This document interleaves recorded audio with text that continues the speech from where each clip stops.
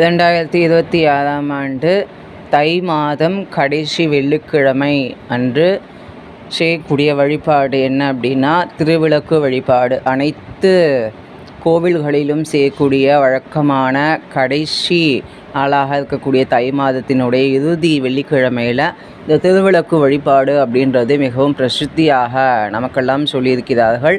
திருவிளக்கு அப்படின்றது சுவாமியினுடைய அந்த தேஜஸினை மற்றும் அவருடைய அருளினை வெளிப்படுத்தக்கூடிய ஒரு ஊடகமாக இந்த திருவிளக்கு அப்படின்றது நமக்கு அமைகின்றது. மேலும் இந்த திருவிளக்கில் அனைத்து தெய்வங்களும் வாசம் செய்வதாக நமக்கு ஐதீகம்.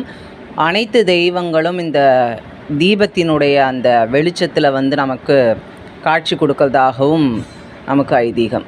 அதனால் இந்த திருவிளக்கு அப்படின்றது மிகவும் விசேஷ விதமாக சொல்லியிருக்கிறார்கள். மேலும் இந்த அருட்பெருஞ்சோதியாக இருந்து சுடவிடக்கூடிய அந்த திருவிளக்கை நம்ம தை மாதத்தில் வரக்கூடிய அனைத்து வெள்ளிக்கிழமைகளிலும் பண்ணலாம். குறிப்பாக இந்த கடைசி வெள்ளிக்கிழமையில் திருவிளக்கு வழிபாடு அப்படின்றது மிகவும் பல பயன்களை நமக்கு பெற்றுத்தரக்கூடிய வகையில் நமக்கு அமையும்.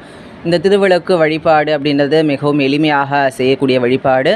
இந்த திருவிளக்கினை ஏற்றி அதற்கு அனைத்து விதமான அலங்காரமும் செய்து அதற்கு நிவேதனமும் செய்து நம்ம அபிராமி அந்தாதியோ லலிதா சகஸ்ரநாமமோ அல்லது உங்களுக்கு தெரிந்த தமிழ் வழியில் 108 அல்லது 1008 நாமங்களை அந்த திருவிளக்குக்கு நம்ம அர்ச்சனை செய்து நம்ம மனதால் வேண்டிக் கொள்ளும் பொழுது நம்ம நினைக்கக்கூடிய அனைத்து பிரார்த்தனைகளும் நிறைவேறும், கடன் தொல்லைகள் நீங்கும், திருமண வரம் கைகூடும். மேலும் குழந்தை இல்லாதவர்களுக்கு குழந்தையும், அனைத்து விதமான பிரச்சனைகளிலிருந்தும் விமோசனம் அப்படின்றது நமக்கு கிடைக்கும்.